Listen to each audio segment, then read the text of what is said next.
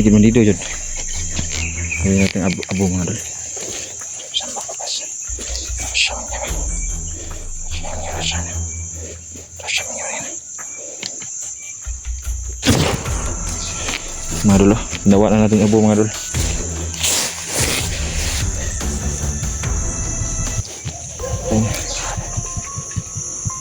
Mga residente pala. Residente pala dito. Ako'y nagpapaalam na kay Tatay Nilo mga dol kasi may puntahan ko daw siya. Lagyan ko na ng mask yung buong mukha ko mga dol kasi kaping surang daming ano, daming mga piyangaw ba, yung maliliit, bumabasok sa mata. Tapos marami ding akong napansin mga dol, maraming mga lamok dito. Sobrang laki ng mga lamok. So mga dol, ito po, itong lugar na to mga dol, ito yung kuha ni Tatay Nilo mga dol. Ito yung area niya. So sinabihan niya ako na mag-ingat daw ako dahil marami daw mga bandido nagkalat daw dito. Sa iya ha mga dol, walay problema sa iya. Kaya pala yun siya nagpurma sa o kanang kuhan kasi nagpapanggap pala siya na bandido. So kaya hindi siya makuan mga dol, hindi siya makuan ang kalaban. So ngayon mga dol, magkuan tayo, magbalik tayo ng siguro dito kung suyuron na ring lugar kay daghan daw mga bandido do niya. Nasabi niya sa akin mga dol na balik daw ako sa susunod, magdala daw kami ng alay. Alayan daw namin ang mga kaibigan niya. So mayroon daw kulang no sa akin yung panguntra daw sa mga babaeng commander. So malaki daw yung tulong kung makukuha ko daw yun. So pupuntahan ko yun mga dol. Dadala ako ng alay para kuha na mga kalaban natin na hindi sila mag-atik, matrap sila sa tirada na ito mga dol. So ayan mga dol, yan lang yung gusto ko sabihin sa inyo. Tapos balik tayo dito ngayon, puti natin tong lugar na to dahil ito daw yung daanan daw, ito daw yung daanan. So balik tayo dito, daanan natin yan. Ito yung sinasabi mga dol na daanan daw ng kalaban ng tatay. So agad dito kita natin mga dol, napakalawak nga dito mga dol. Dinadaanan nila ito dito. Tingnan natin yung ligid. Sus. Malapit lang yun sa sagingan mga dol. Tingnan nyo, malapit lang yun sa sagingan. Kaya magmahay yung laban natin. Yan, magmahay dito.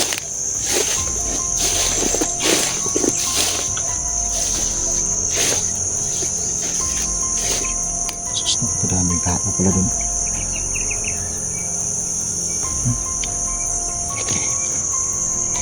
Yan mga dol, kita nyo yung malaking kahoy na yan. Yan po, marami na pong namatay dyan mga dol. Yung landmark na yan, marami na pong namatay dyan ng mga tao dahil mga dol, ang mga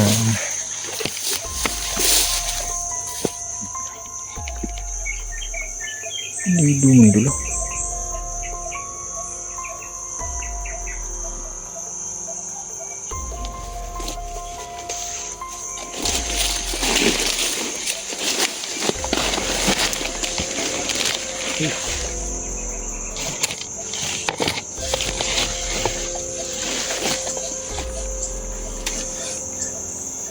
Apa jadi?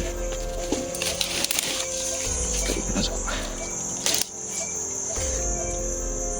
Parang may plano siyang usubin yung bahay. Tatay Nilo ha. Laman siguro nito. Yung bahay na kinahuwa ko na ito. Tatay Nilo. Ito mo na.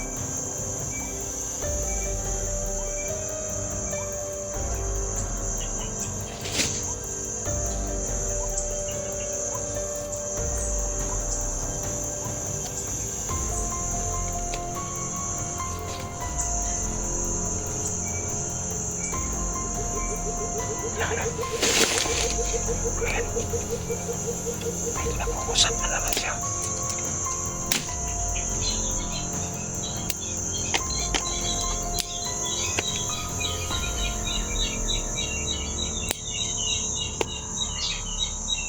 Nandito na ngayon yung palipas ng gabi mga dul kasi tinalingog na yung mga gangis mga dul.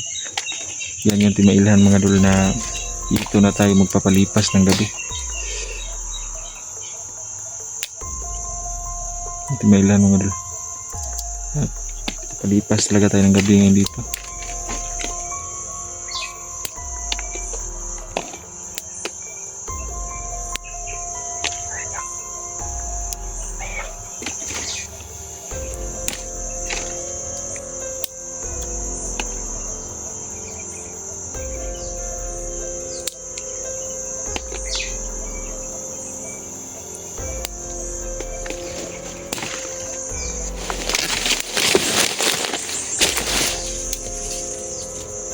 Hoy, ito mga dre.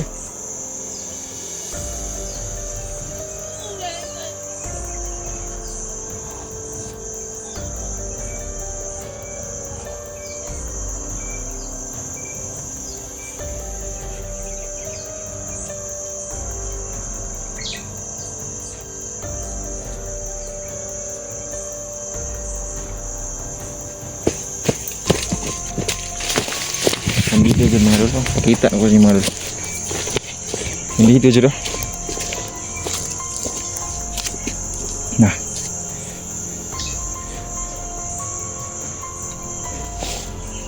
Lagi nandito dyan. Sabi natin abo mga dol. Saan makabas? Rasya niya. Rasya niya.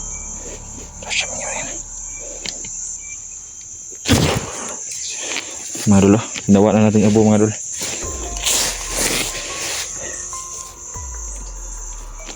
Patay na.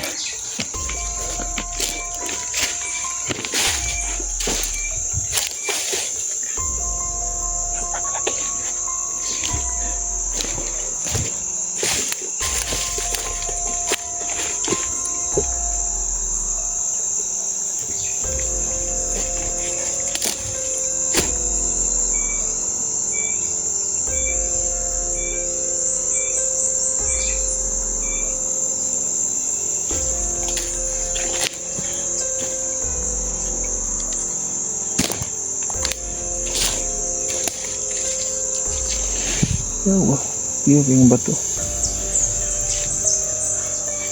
Ako hinahanap nila dito.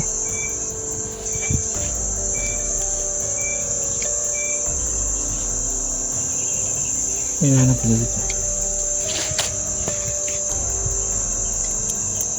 Ilamok to eh.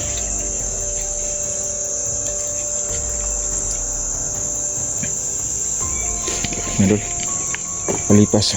Kuhan muna tayo mga dol. Dito na tayo magpapalipas ng araw mga dol. Gabi.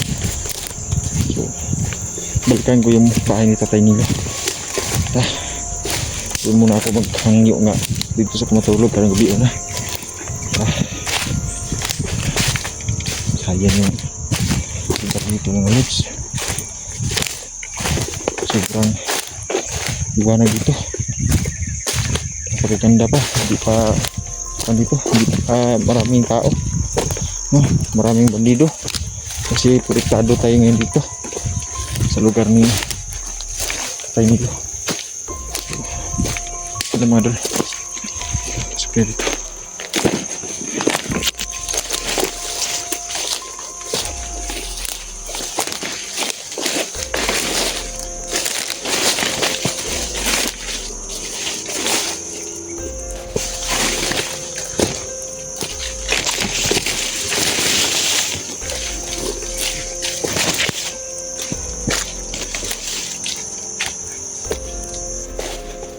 Mga dol, huwag kayo maghangyo ko niya mga dol, huwag niyo po mag-skip ng ads mga dol kasi malaking tulong po sa amin yung huwag niyo pag-skip ng ads mga dol. Kapit na tayo mga takip sili mo. So yun mga dol,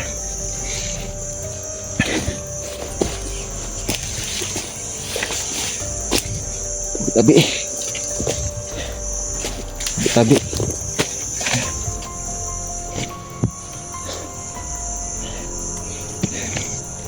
matog ng mga langgang.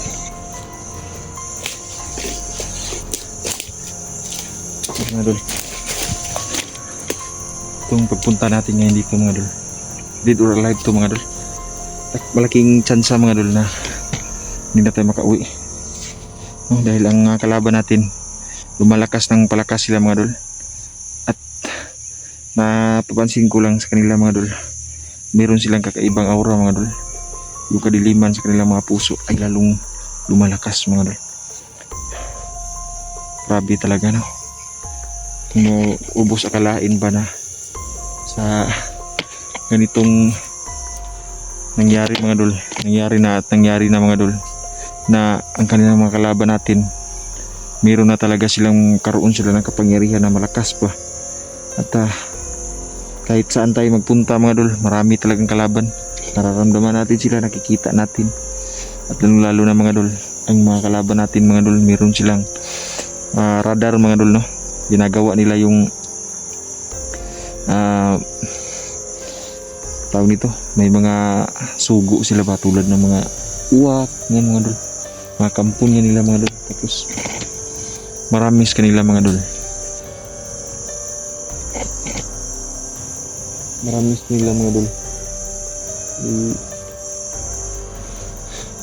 Pumapatay sila ng mga bata, inaalay nila mga idol. Narinig niya yung mga motor nasa baba yan mga idol. Ngayon si may highway dyan sa baba. Labas pasok lang yung mga bandido dito sa bundok mga idol.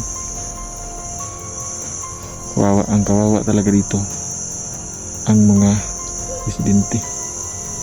Sila yung pinakakawawa mga idol, dahil maramis kanila mga idol.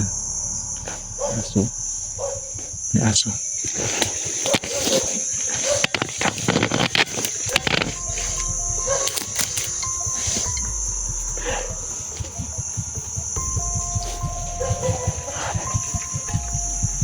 Ang mga residente pala.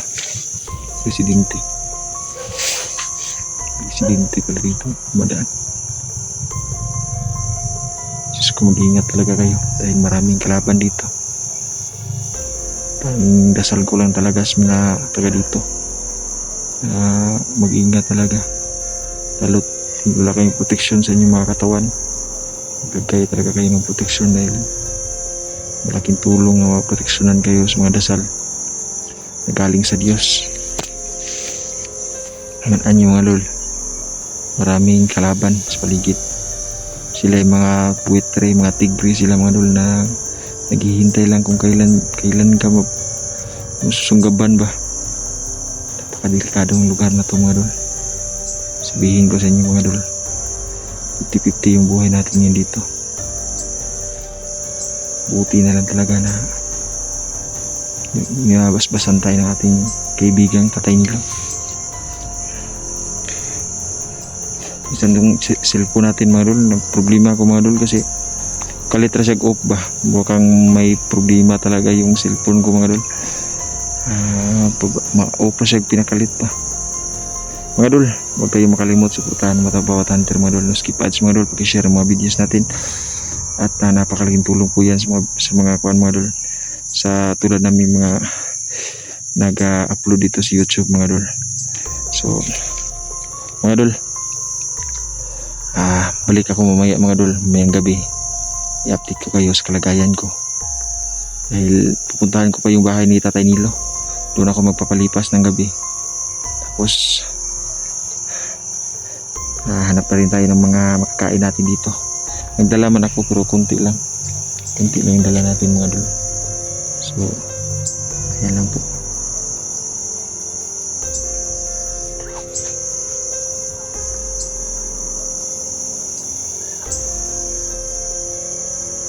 Parang nagpapangkap na tao. Bakit ganyan dito? Diyos ko, napapansin ko na mga dol, may puto sila mga dol.